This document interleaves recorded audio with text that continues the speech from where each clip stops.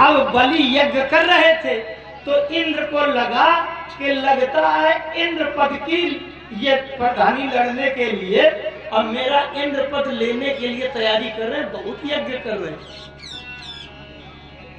इंद्र को घबराहट हुई।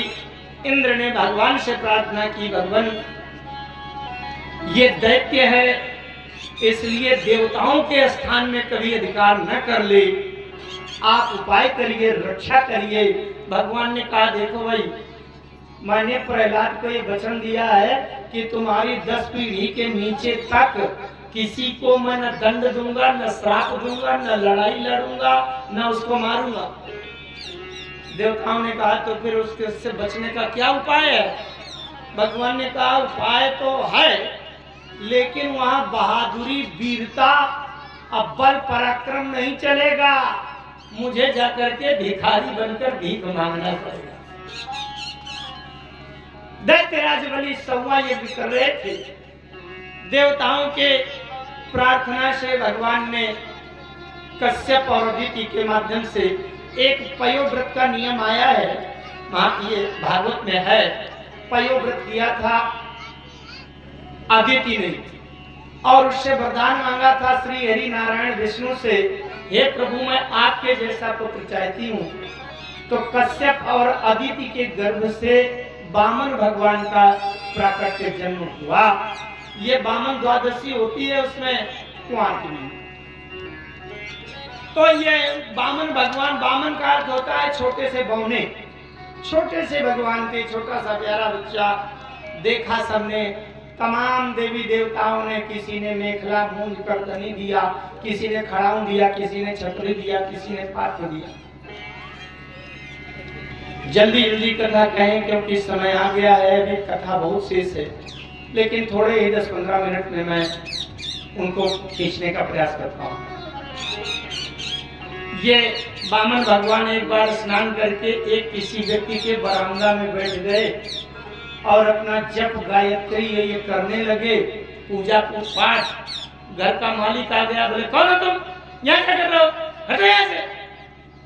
अरे उन्होंने कहा भैया मैं थोड़ा सा स्नान करके यहाँ थोड़ा जप करने लगा था, संध्या जप कर लूं चला जाऊंगा, आपके मुझे लेना नहीं है। लेकिन घर के मालिक ने कहा नहीं हटो यहाँ से, 4-8 दिन जप करोगे, पूजा करोगे और 15 दिन के बाद छोटी सी मढ़िया बनाओगे, कहोगे मेरे शालिग्राम रखते हैं, और फिर धीरे धीरे कहोगे इससे थोड़ा और मजबूत बना ले, तो फिर बाद में बड़ा मंदिर बनाओगे, फिर कब्जा कर लोगे, भागो यहाँ से। अरे वामन भगवान को बड़ा दुख हुआ कि मेरे अधिकार के नाम से इतनी सी भी भूमि नहीं है कि जिसमें मैं अपने अधिकार से बैठकर भगवान का 4 माला जब तो कर सकूं। ये दुख हुआ। अब उनको दुख हुआ तो उन्होंने सुना कि बलि बड़े दानी हैं, बलि यज्ञ कर रहे हैं, तो वामन भगवान बलि के यहाँ पहुंच गए। बलि के यहाँ पहुंच गए। यज्ञ के बीच में मध्याह्न विश्राम हो रहा था, बलि के यहाँ पहुंचे।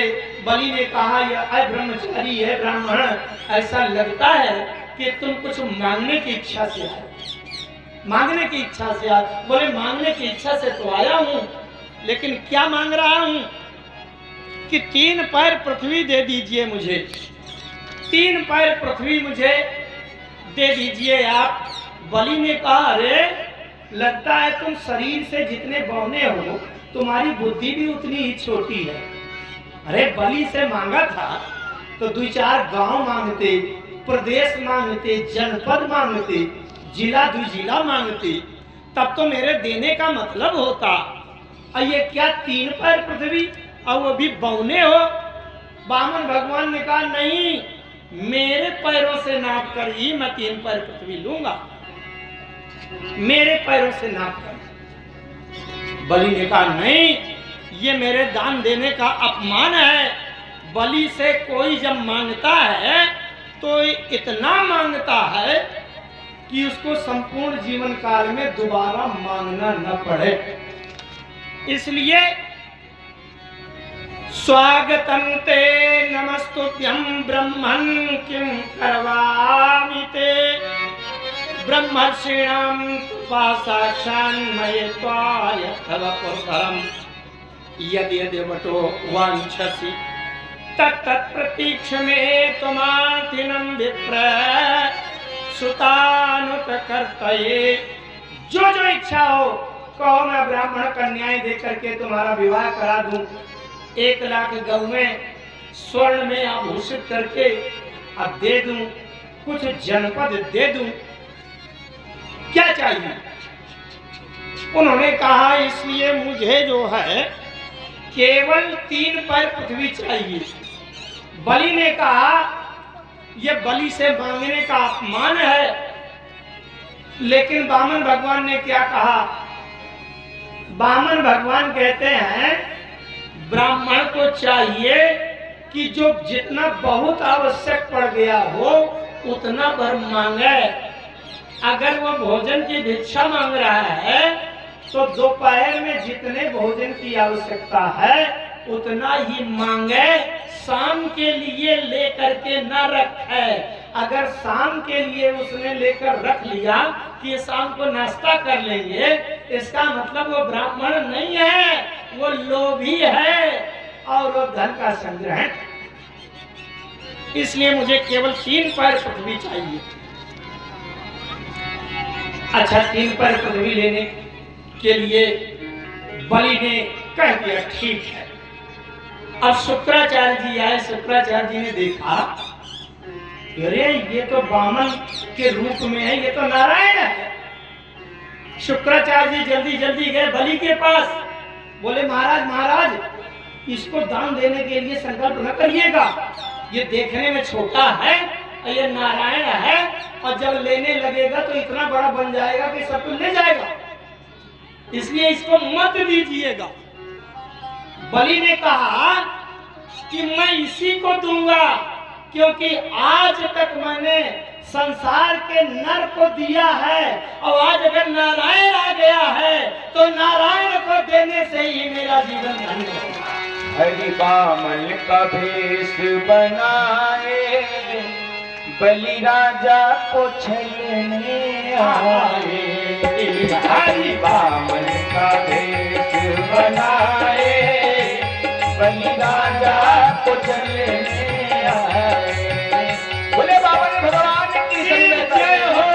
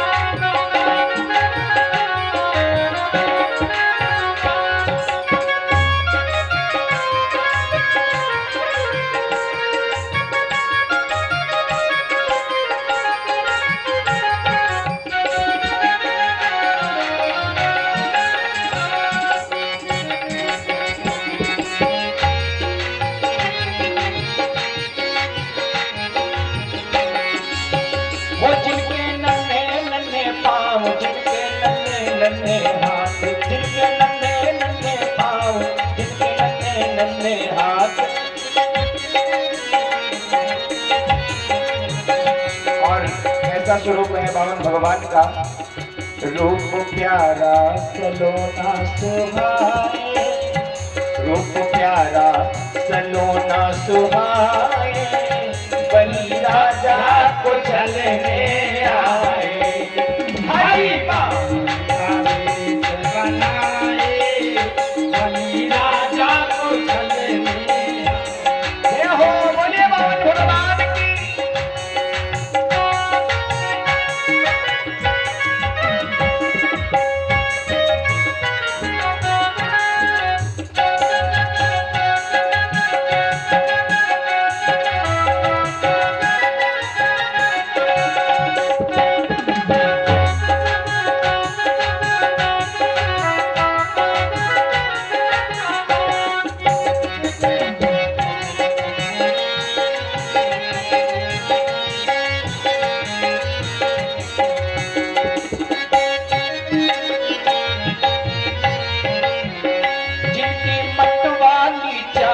गले तुलसी की माल, जिनकी मत वाली चाल, गले तुलसी की माल।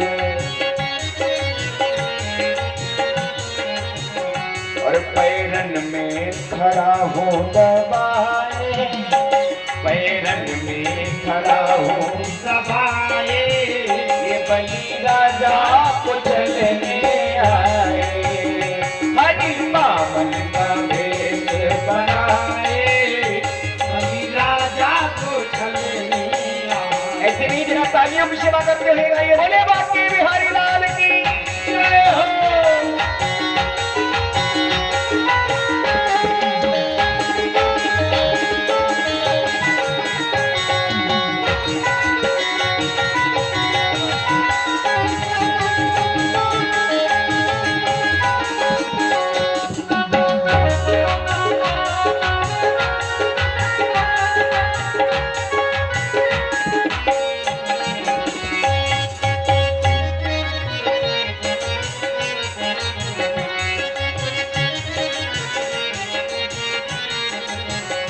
सर पे छत्र धरे तन जने वो तो है, सर पे छत्र धरे तन जने वो तो है, सर पे छत्र धरे तन जने वो तो है, ये सर पे छत्र धरे तन जने वो तो है, सर पे छत्र धरे तन जने वो तो और है।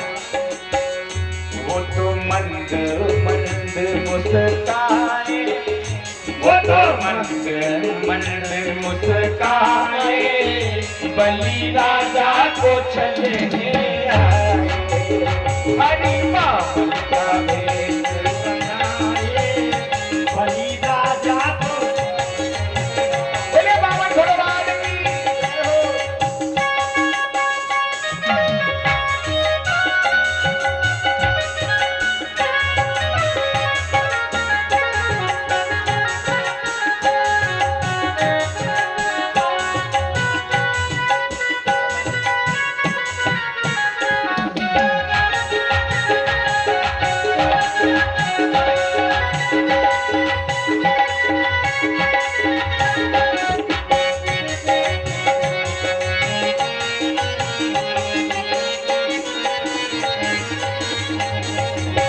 वो जब बलि ने सुना आके चरणन पड़ा, जब बलि ने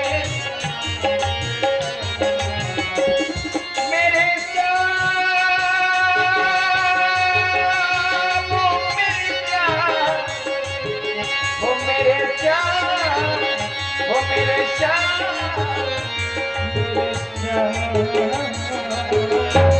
मेरे श्याम। वो जब बलि ने सुना आके चरणन पड़ा, राजा बलि कहते हैं बावन भगवान से, हे प्रभु यही कारण हरि आप आए, यही कारण हरि आप आए, बलि राजा को चलने आए, हरि बामन का भेष बनाए, बलि राजा को चलने आए, हरि बामन का भेष बनाए, बलि राजा को वो बलि राजा को चलने आए, वो बलि राजा को चलने आए, हरि बामन का भेष बनाए, बलि राजा को चलने आए, बलि राजा को चलने, बलि राजा को चलने आए। बोले बाबर भगवान जय हो। बहुत बढ़िया। आइए बात समझे, उनके गुरु शुक्राचार्य जी ने मना किया कि इनको मत देना। बलि ने कहा, क्योंकि शुक्राचार्य जी ने कहा ये तुमसे सब कुछ छीनने आए हैं। बलि ने कहा अगर ये छीनने आए हैं तो बड़ा अच्छा हुआ जो मांग कर छीन रहे हैं, और नहीं भगवान अगर छीनने चाहता है तो बिना मांगे छीन ले जाएंगे तो क्या करेंगे? ये भी तो होता है कि नहीं? अरे बिना मांगे छीन ले जाएंगे, तो ये तो बड़ा अच्छा हुआ जो मांग कर छीनने आए हैं, तब तो जरूर दूंगा। क्योंकि ये उन्हीं की संपत्ति है। अच्छा, शुक्राचार्य क्यों मना कर रहे थे? ध्यान से समझना। शुक्राचार्य इसलिए मना कर रहे थे, उनके गुरु थे। और शुक्राचार्य जी ने सोचा कि जब ये बामने पूरा छीन के ले जाएगा तो मेरे देने के लिए दक्षिणा को इनके पास कुछ ना बचेगा। इसलिए भाई उनसे कहा कि ये सब कुछ छीन ले जाएंगे, इनको ना देना, ताकि इसके पास रहेगा तो मुझे भी दक्षिणा मिलेगी। बलि ने कहा मैं दूंगा, कह चुका हूं, झूठ नहीं बोलूंगा। तो शुक्राचार्य जी ने निकाल दिया कि अगर 6 जगह झूठ बोलना पड़े तो उसमें दोष नहीं है। ध्यान से सुनो, ये भी शास्त्र की बात है। 6 स्थितियों में अगर झूठ बोलना पड़े मजबूरी में तो कहते हैं इसमें दोष नहीं है। कहां कहां? स्त्रीषु धर्म विवादेषु नान्यतम स्याम जुगुप्सितम गो ब्राह्मण हिंसायाम वृत्यर्थे प्राण संकटे। जहां हमारे झूठ बोलने से गौ हत्या बच जाए, कोई कसाई गाय के पीछे पड़ा है और गाय भाग गई इधर, और उसने आया क्यों भैया यहाँ गाय गई है, तो आप समझ गए कि हम सत्यवादी बनेंगे तो गाय की हत्या कर देगा, तो आप ये कहते नहीं इधर नहीं गई, इधर गई है, ताकि गाय गौ हत्या बच जाए। गो ब्राह्मण हिंसायाम, अगर ब्रह्म हत्या बचती है आपके झूठ बोलने से तो दोष नहीं है। वृत्यर्थम प्राण संकटे, आपके स्वयं के प्राण संकट में हैं, आपको मार डालने के लिए कोई हत्यारा लगाया गया है और आप आ रहे हैं, उसने पूछा आपका क्या नाम है और सत्य बोल देंगे तो मार दिए जाओगे, तो आप कह दो कि नहीं नहीं मैं नहीं हूं, अरे मैं तो उसके घर का नौकर हूं, ड्राइवर हूं, उसका ट्रैक्टर चलाता। तो झूठ बोलने से अगर हमारे प्राण बचना, और जहां से वृत्ति रोजी रोटी लगी हो, दुकान धरे बैठे हैं और 10 की साबुन 15 की बेचते हैं, तो अब वो ग्राहक नहीं कम की दे, तो आपको झूठ बोलने पड़ेगा कि नहीं नहीं 14 की लाते हैं, केवल 1 रुपया का धंधा है। अगर आप ये बताओ कि 10 की ला के 15 की बेचते हैं तो कोई नहीं खरीदेगा। इसलिए जहां से वृत्ति लगी हो, रोटी रोजी लगी हो, वहां अगर थोड़ा बहुत झूठ बोलना पड़े, लेकिन उसमें झूठ चालाकी उस तरह नहीं कि गलत सामान को धोखे में मिलावट करके बेच दो, ऐसा नहीं। और स्त्री सुनर्म विवादेषु, अगर किसी पड़ोसन ने 3 तोला का हार बनवा लिया और आपकी पत्नी आज बिल्कुल झगड़े के मूड में है, तुम 1 तोला का नहीं लाए हो, अब आज से भोजन पानी बंद, न मैं खाने दूंगी न खाऊंगी, उस समय आप को सुनो अब ये फसल आएगी तो 5 तोला का हार खरीद के लाऊंगा और कुछ हो चाहे ना हो। क्यों? खूब झूठ बोल दो, 5 तोला का 3 किलो सोने का बनवा दूंगा, खूब, जिस तरह प्रसन्न हो जाए पत्नी। और जब फसल आ जाए तो धीरे से समझा देना, देखो अभी कर्जा लिया है, खाद का देना है, अभी उसका देना है, बच्चों की पढ़ाई का देना है, रजाई नहीं है, ठंडी में खिसखिस हो रहे हैं, अब ये फिर आगे की फसल बनवा लेंगे। तो अगर न बनवा पाओ और वो झूठ बोलने में दोष नहीं है, क्योंकि अपनी पत्नी को कभी प्रसन्न करना हो तो खूब प्रशंसा कर।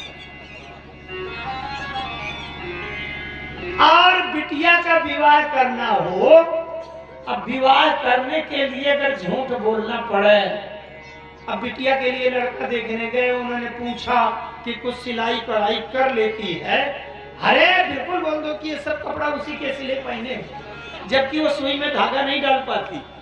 अरे हमारे घर में टेलर का काम है नहीं, वही सब कपड़े सिलती है। खुश हो गए।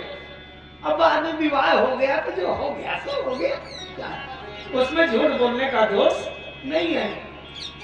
शुक्राचार्य जी ने कहा तुम्हारी वृत्ति चली जाएगी, इसलिए झूठ बोल दो। बलि ने कहा मैं परमात्मा से झूठ नहीं बोलूंगा।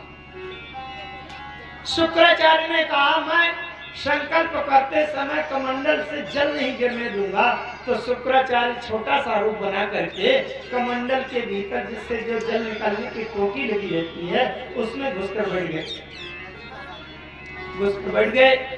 लेकिन संकल्प तो याद था उनको, बलि महाराज को। संकल्प पढ़ करके जैसे जल गिराने लगे, जल नहीं गिरा तो भगवान ने कुशा का वो पीछे की जड़ का नोक लिया और टोटी में इसे कर दिया, तो शुक्राचार्य जी की एक आंख में वो कुशा की नोक घुस गई और एक आंख साफ। ये क्यों किया? तात्विक बात तो ये है कि आंखें दो होती हैं, मरवी सज्जन सुमति कुदारी, अज्ञान विराग नयन उर्गारी। ज्ञान और वैराग्य। भगवान ने सोचा इसकी ज्ञान की आंख तो ठीक है, बामन में भी विराट को पहचान लिया, इस छोटे से ब्रह्मचारी में ये पहचान लिया कि नारायण है। इसकी ज्ञान की आंख तो ठीक है पर वैराग्य वाली आंख ठीक नहीं है, ये लोभ करने के कारण मना कर रहा है, इसलिए इस आंख को फोड़ो। तो भगवान ने एक आंख फोड़ दी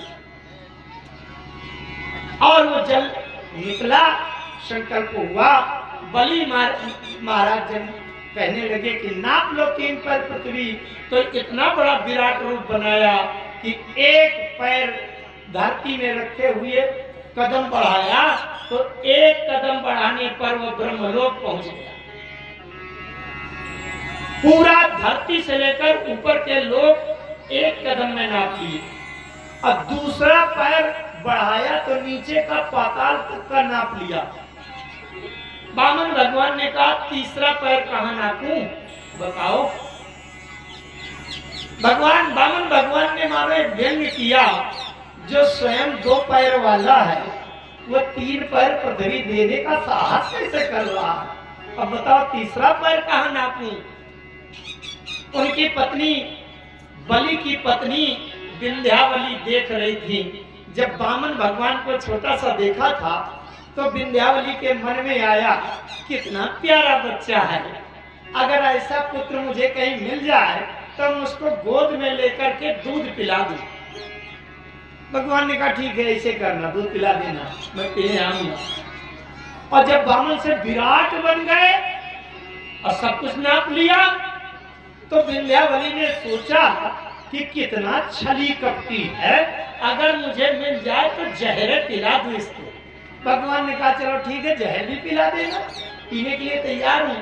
भगवान कन्हैया का जब जन्म हुआ था, छठी के दिन यही विंध्यावली पूतना बनी और पूतना बनकर के गई, और इसने जब दूध पिलाने को सोचा तो भगवान कन्हैया ने इसका दूध पिया, जहर लगाए थे, जहर भी पी लिया, दूध भी पी लिया, प्राण भी ले लिए। अच्छा, तो अब बलि ने कहा कि महाराज मेरा शरीर बचा है, यही नाप लीजिए। भगवान ने क्या किया कि बलि के सिर पर पैर रखा, शरीर नाप लिया। शरीर का मतलब अहंकार। भगवान ने कहा मैं तुम्हारा अहंकार नापने आया हूँ, अहंकार सदैव सिर में रहता है।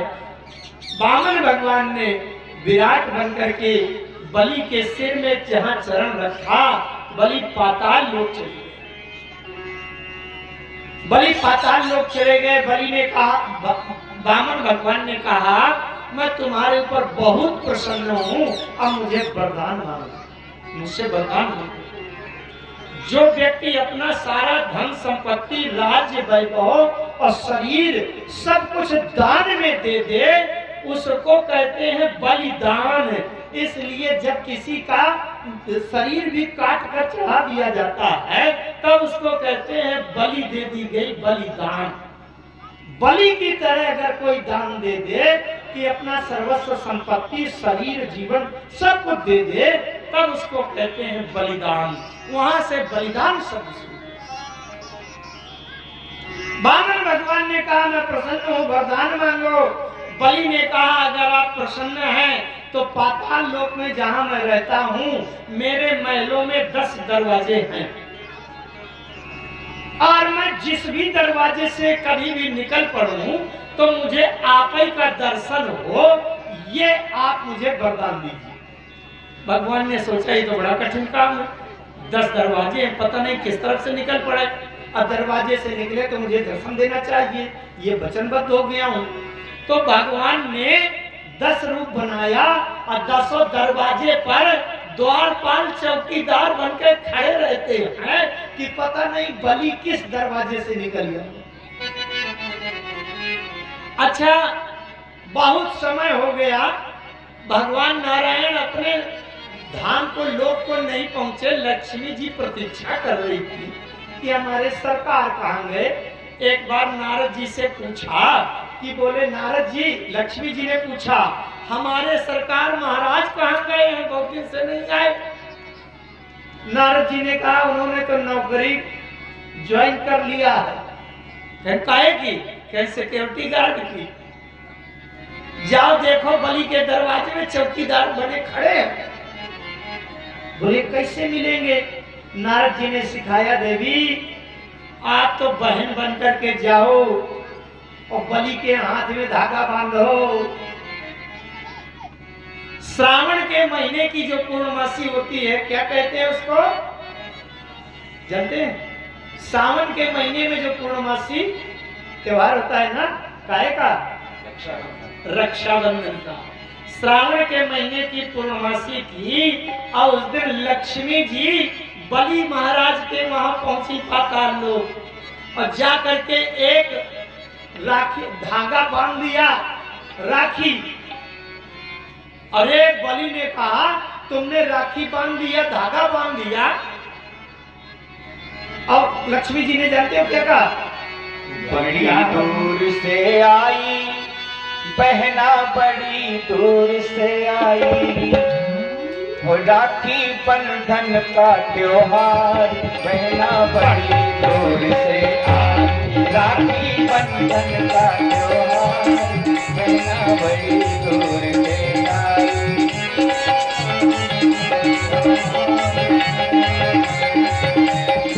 लक्ष्मी भैया कहती है बलि से, हे भैया बड़ी दूर से आई, अरे बड़ी दूर से आई, अरे बड़ी दूर से आई, बहना बड़ी दूर से आई। रक्षा वो रक्षा, वो रक्षा बंधन का त्योहार। बहना बड़ी दूर से आई, रक्षा बंधन का त्योहार। बहना बड़ी दूर। बोले लक्ष्मी मैया की जय हो।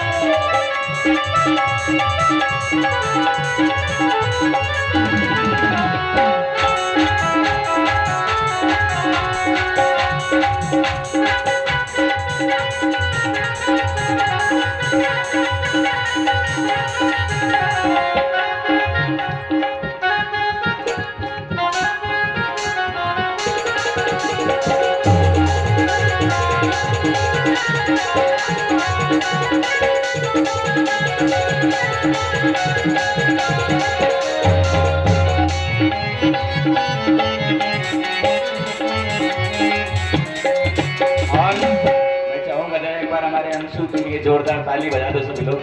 बहुत सुंदर तबला पालन कर रहा है, बहुत बहुत बधाई हो बउआ को। और लक्ष्मी भैया कहती है भैया से, ये भैया ये जो तेरे जीजा जी हैं कैसे हैं? बेदर्द तेरे जीजा जी करते हैं अपनी मर्जी। बेदर्द तेरे जीजा जी करते हैं अपनी मर्जी। मैंने बहुत रोका था कि वहां मत जाओ, और मैं मना करूं ना माने, ये जताते हैं इतना कि बहन, जब तुमने हाथ में धागा बांधा तो तुम बहन हो गई। भाई का दायित्व है, कर्तव्य है कि बहन को कुछ दे। बहन मांग लो, क्या दूं? लक्ष्मी जी ने कहा भैया जो मांगूंगी दे दोगे। बलि ने कहा अरे बलि के सामने कोई मांगे मैं बिल्कुल दूंगा। लक्ष्मी जी ने कहा तो अपना चौकीदार दे दीजिए, मुझे यही चाहिए। बलि कितने महान हैं जिनके सामने नारायण भी मांगने गए और इतनी बड़ी लक्ष्मी भी मांगने गई। बोलिए दानवीर बलि की जय हो। ये बलि की महिमा आज तक बलि अमर है। अश्वत्थामा बलिर्व्यासो हनुमांश्च विभीषणा कृपा परशुरामश्च सप्तैते चिरजीविनः। भगवान कहते हैं कि ब्रह्मण्यग्रहण मानामि तद्विशो विद्धुने में हम यन्मदा पुरुषो स्तब्धो लोकम माम चावान्यते। भगवान कहते हैं मैं जिसके ऊपर विशेष कृपा करता हूं उसका पहले तो धीरे धीरे धन छीन लेता हूं, उसको गरीब बना देता हूं, धनहीन बना देता हूं, और फिर जब और ज्यादा कृपा करता हूं तो धीरे धीरे उसका परिवार नष्ट कर देता हूं। क्यों? धन और परिवार यदि ज्यादा हो तो व्यक्ति अहंकार अभिमान में मद में हो जाता है और भगवान का स्मरण नहीं करता, दूसरे को सताने लगता है। जब व्यक्ति धनहीन हो जाता है और परिवार नष्ट हो जाता है तब वो भगवान की याद करता है। ये भगवान आगे अभी बहुत कथाएं हैं लेकिन हमको संक्षिप्त कहते हैं। अब हम वामन भगवान का अवतार हुआ, इसके बाद अम्बरीश जी महाराज की कथा है।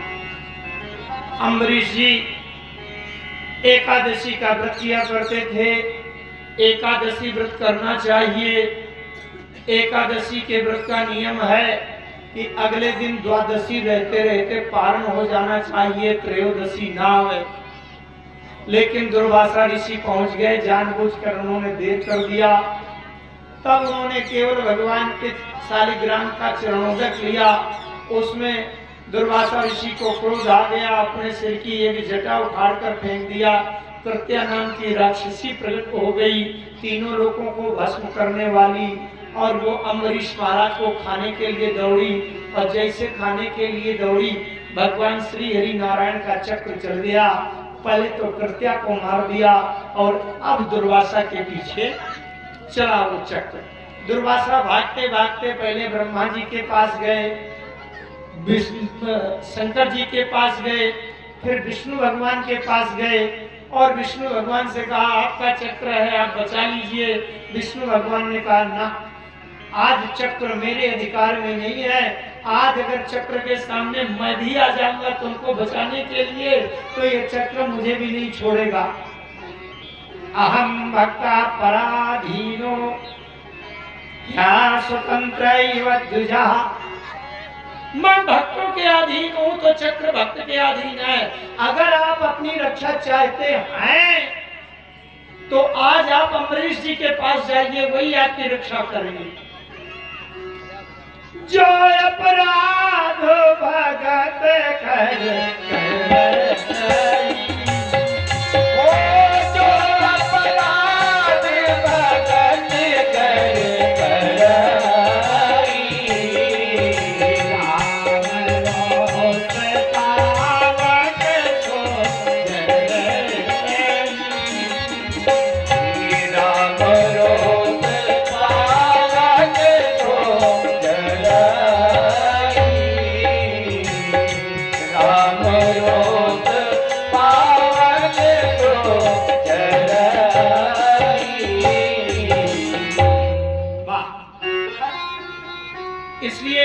ध्यान दीजिए, कभी गुस्सा आवे तो राम को चाहे भला बुरा कह देना, पर राम के भक्तों को मत सताना भला। राम जी कहते हैं, भगवान कहते हैं कि मुझे कोई कुछ कह दे कर दे तो भले ही क्षमा हो जाए, लेकिन भक्त का अपराध करने वालों को न कभी क्षमा। आइए, कथा बहुत है इसलिए दो चार वाक्यों में आगे बढ़े। भागीरथ जी की कथा आती है, हरिश्चंद्र जी महाराज की कथा आती है, परशुराम जी के अवतार की कथा आती है। परशुराम जी के अवतार में बड़ा रहस्य छिपा है, लेकिन पूरे रहस्य को बता नहीं पाऊंगा इसलिए कि समय नहीं है। परशुराम जी का जो जन्म हुआ था बड़ा रहस्यात्मक हुआ था। वो जन्म से तो ब्राह्मण है लेकिन कर्म से क्षत्रिय हैं। विश्वामित्र जी उनके दाई के भाई हैं, बाबा लगे। तो विश्वामित्र जी जन्म से क्षत्रिय हैं लेकिन कर्म से ब्राह्मण हैं। परशुराम जी ने सहस्त्रार्जुन का वध किया, सहस्त्रबाहु की 1000 भुजाएं काट करके और उसका वध किया। जो अहंकारी मदोन्मत्त राजा क्षत्रिय थे उन सब का विनाश किया और अंत में राम जी के अवतार होने पर उनको अपना धनुष दे करके समर्पण करके तब के लिए चले गए। आगे अवतार आता है सूर्य वंश के पर उस परिवार में बड़े लंबे उनके वंश की श्रृंखला है। उसी में भागीरथ जी हुई है, उसी में सगर हुई है, उसी में मानधाता हुए, उसी में रघु हुए, ये सब हुए। हरिश्चंद्र जी उसी में हुए। हरिश्चंद्र जी की कथा आती है। हरिश्चंद्र जी ने एक बार यज्ञ किया, विश्वामित्र जी को सब कुछ दे दिया, राज्य कोष खजाना गांव में सब दे दिया। अब संगीता देना था। देखिए जब कभी दक्षिणा दें तो बाद में संगीता जरूर देना। संगीता अगर भूल गए चूक गए तो दक्षिणा देने का कोई बात तो नहीं है, कोई प्रमाण नहीं है। विश्वामित्र जी ने कहा संगीता के लिए क्या है तुम्हारे पास, दो। हरिश्चंद्र जी ने कहा जब सब कुछ पहले दे चुका हूं तो मेरे पास कुछ नहीं बचा। विश्वामित्र जी ने कहा तुम्हारा शरीर तो बचा है। हरिश्चंद्र जी गए, अपनी रानी तारामती को साथ में ले गए। 7 साल का पुत्र रोहित भी साथ में गया।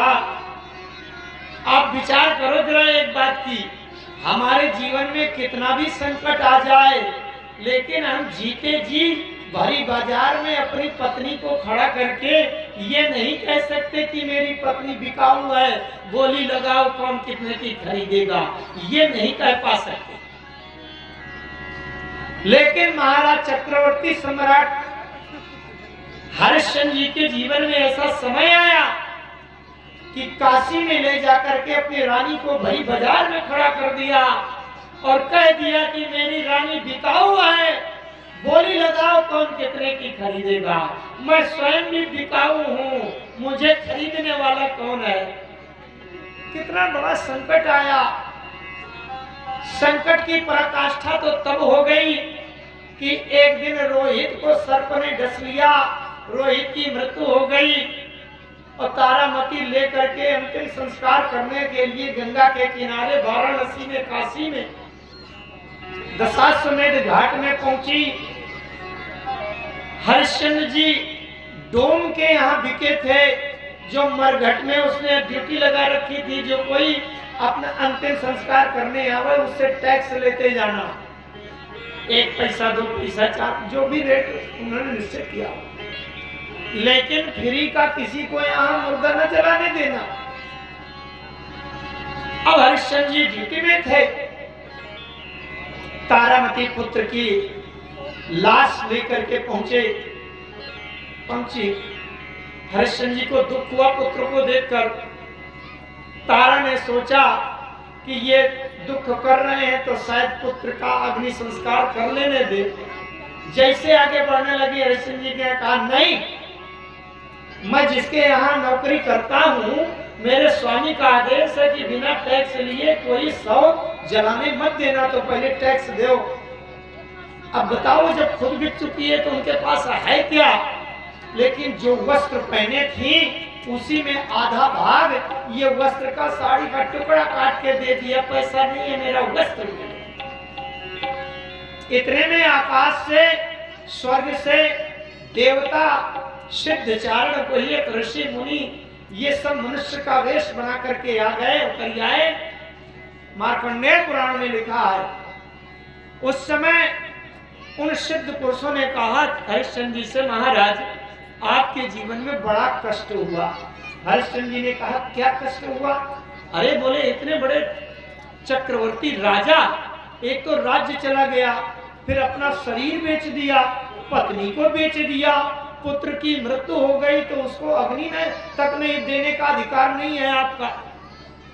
हरिश्चंद्र जी ने पूछा कि ये बताओ मेरे जीवन में कुछ बचा कि नहीं। उनने कहा हाँ, धर्म बचा है, सत्य बचा है। हरिश्चंद्र जी ने कहा कि अगर धर्म और सत्य बचाने के लिए इस तरह के राजा होने वाले सैकड़ों जन्म लुट जाए, बलिदान हो जाए, तो मेरा कुछ नहीं गया। सत्य इतना कीमती, धर्म इतना महत्वपूर्ण होता है कि सब कुछ चला जाए और धर्म बच जाए तो कुछ नहीं गया, धर्म ही परमात्मा। हरिश्चंद्र जी के उसी वंश में तो राम जी का अवतार प्राप्त हुआ। राम जी को ना, राम जी की केवल एक बात बताऊंगा। संसार में विदित है कि राम जी ने रावण को मार दिया। केवल एक बात कहूंगा, ध्यान से सुनना। राम और रावण में एक अंतर है। राक्षस से नाम है राम का, राक्षस से नाम है रावण का। दोनों की तुला राशि है, दोनों का पेपर आदि चित्रा नक्षत्र है। एक काम ऐसा है कि वो काम जिसने किया वो राम बन गया, और वही काम जिसने नहीं किया वो रावण बन गया। और आपको ये बताऊं कि सबसे सरल काम है संसार में, उससे सरल कोई काम होता नहीं। अब राम जी ने क्या काम किया? जैसे सवेरे सवेरे आप लोग जागते हैं, किसी किसी को चाय की बड़ी आदत होती है, तो सवेरे सवेरे जागता है तो सीधे कहता है चाय लाओ। राम जी जब जागते थे तो चाय नहीं मांगते थे, क्या करते थे? प्रातः काल उठी कै रघुनाथ, प्रातः काल उठी कै रघुनाथ, प्रातः काल उठी कै रघुनाथ, प्रातः काल उठी कै रघुनाथ, मात पिता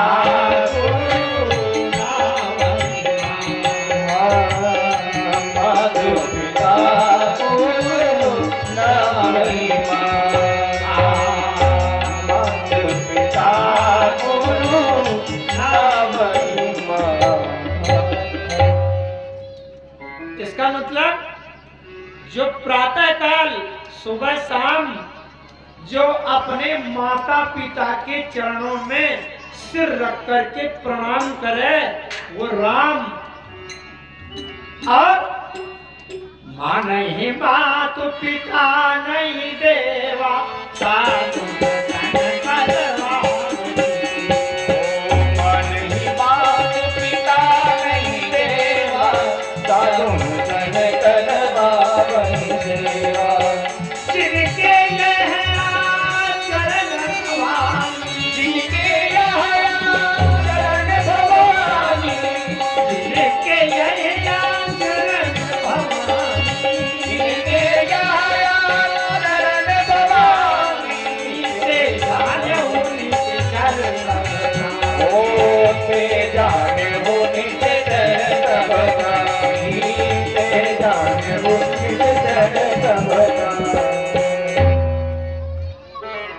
ध्यान से सुनो, चहल पहल मत करो। 5-7 मिनट की बात, बस 5 मिनट। जो माता पिता के चरणों में सुबह शाम सिर रखकर प्रणाम करे वो राम, और जो माता पिता को ना माने वो रावण। अब बताओ आप रावण की पार्टी के हो कि राम की पार्टी? हाथ उठावे, कौन राम की पार्टी का है, कौन रावण की? जो माता पिता के चरणों में सिर रखकर सुबह शाम प्रणाम करे वो राम, और जो माता पिता को गाली दे वो रावण। अच्छा फिर ध्यान से समझना, सिर नीचे से ऊपर उठाने में तो थोड़ा बल लगाना पड़ता है, लेकिन सिर लुढ़काने में कोई बल नहीं है। इसे ढीली करो, नहीं गिर गया। तो मातु पिता गुरु नावई माथा। अब इससे सरल और दूसरा कोई काम हो नहीं सकता। अगर आप माता पिता के चरणों में सुबह शाम रोज प्रणाम करें तो मैं छाती ठोक कर कहता हूं, एक दिन आप राम के निकट खड़े मिलेंगे, आप राम के निकट पहुंचाएंगे। इस व्यासपीठ से सुनो देवियों, तुम्हारे लिए भी एक बात है।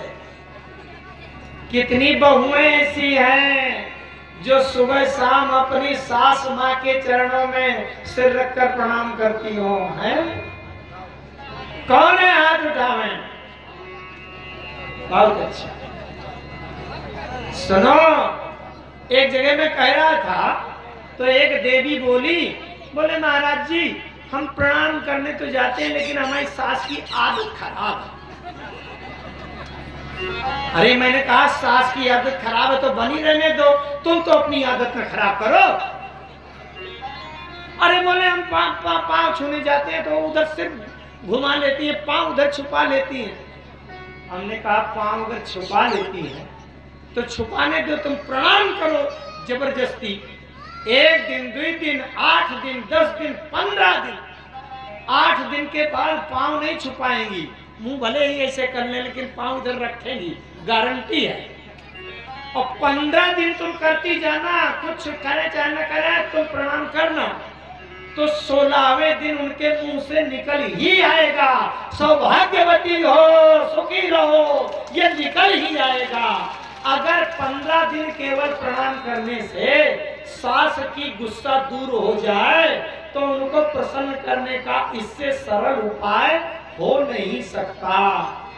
अगर तुम्हारे घर में बैठी सास अगर तुमसे प्रसन्न नहीं हुई तो देवी जी की मढ़िया में जाकर चाहे सिर्फ खोपड़ी पटक के फोड़ देना, तो देवी मढ़िया वाली प्रसन्न होने वाली नहीं है।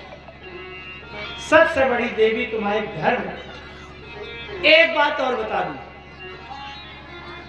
2 नारी पात्र, एक का नाम सीता और दूसरी का नाम सूपनखा, दोनों की राशि एक। जो ज्योतिष जानते हो सुने, गोसा शिशु सतभिषा, सतभिषा नक्षत्र कुंभ राशि, सीता सतभिषा नक्षत्र कुंभ राशि, सूपनखा सतभिषा नक्षत्र कुंभ राशि। सीता गई पुष्प वाटिका में और सूपनखा गई पंचवाटिका में। पंचवटी में गई कि नहीं? दोनों वाटिका प अक्षर की, एक नाम एक राशि की वाटिका भी।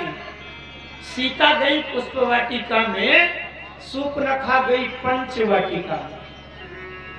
सीता ने राम को देखा और सूपनखा ने राम को देखा। सीता की इच्छा हुई कि राम मुझे पति रूप में मिल जाए और सूपनखा के मन में इच्छा हुई कि राम मुझे जीवन साथी रूप में मिल जाए। यहाँ तक दोष नहीं है, अगर दोष होता तो सीता को भी दोष लग जाता। लेकिन पुष्प वाटिका में जब सीता ने राम को देखा और अंदर से कहीं हृदय के कोने से आवाज आई कि जब तुम्हारी इच्छा है कि ये पति रूप में मिल जाएं तो इनसे प्रस्ताव करो, प्रपोज करो। सीता जी ने कहा बिल्कुल नहीं, फिरी अपन पौ पितु बस जाने। इस समय मैं अपने पिता के अधिकार में हूँ, पिता संरक्षक अभिभावक गार्जियन, जहाँ चाहे मुझे मेरा विवाह कर दे मैं वहीं चली जाऊंगी। सीता जी ने ये मर्यादा का ध्यान रखा। जो अपने माता पिता अभिभावक संरक्षक बुजुर्ग गार्जियन के श्री मर्यादा का संस्कार का ध्यान रखे वो सीता, और जो अपने घर परिवार के मर्यादा को तार तार करके जंगल में अकेले स्वयं अपने लिए दुल्हा ढूंढ रहे वो सूपनखा। ये अंतर है सीता और सूपनखा में। आज हमारे समाज में बड़ा दोष हो गया है, बेटियों को ज्यादा दूर तक अकेले पढ़ाने के लिए भेज दो, 2-4 साल रखो तो जोड़ी बना के ही लौटते हैं, तुमको रखना और रखो नहीं, हम चले। मैं बन गई डॉक्टर और मुझे मिल गया डॉक्टर, दोनों हो गए इंजीनियर, अन्यवादा से कोई मतलब नहीं है, चलो जाओ। इसका मतलब नहीं तो एक बात है, उसका उपाय उसका विकल्प। सूर्पनखा की इच्छा हुई कि राम मुझे पति मिल जाए, तो सूर्पनखा के घर में, परिवार में, रिश्तेदारी में कोई तो भाई, भतीजा, मामा, फूफा, मौसिया, चाचा, कोई तो पुरुष होगा। सूर्पनखा घर में जाकर किसी पुरुष से कहती कि जाओ उनसे बात चलाओ, अगर मुझे जीवन साथी स्वीकार कर लें तो मैं बड़ी सुख में रहूंगी। तो लेकिन जो किसी पुरुष को आगे न करके जो स्त्री अपने लिए जीवन साथी ढूंढ ले और निश्चित कर ले, वो आज सूर्पनखा है। आज ये बहुत प्रचलन चल रहा है। अगर हम थोड़ी सावधानी रखें तो सूर्पनखा के बजाय सीता बन सकती। राम जी ने रावण को मार दिया। अब आगे चलते हैं भगवान कृष्ण के अवतार की तरफ। भगवान कृष्ण के कथाएं तो बहुत हैं, लेकिन आप लोग समझ सकते हैं, समय ज्यादा हो गया, इस कारण से सबको संक्षेप में कह करके आगे चलते।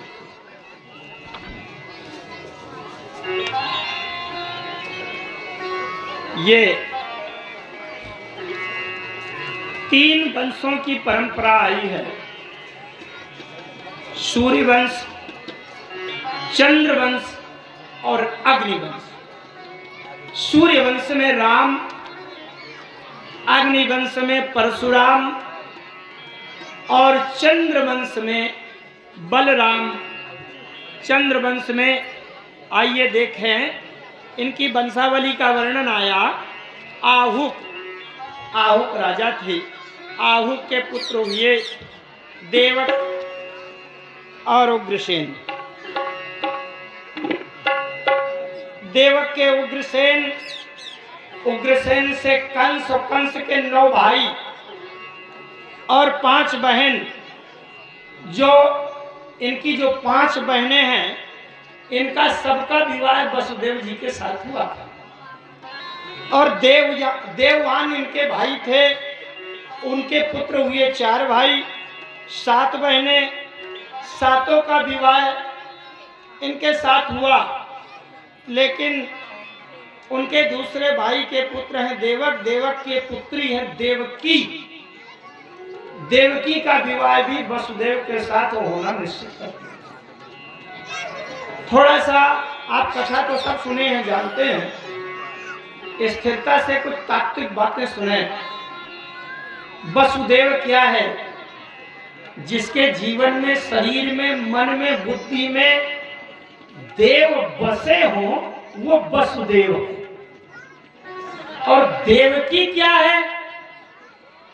जिनकी बुद्धि, मति, गति सब देव की हो जाए, संसार की ना हो, वो है देवकी। जिसके जीवन में, शरीर में देव बसे हों, वो वसुदेव।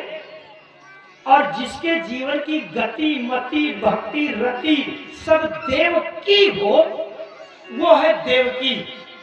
तो देवकी का विवाह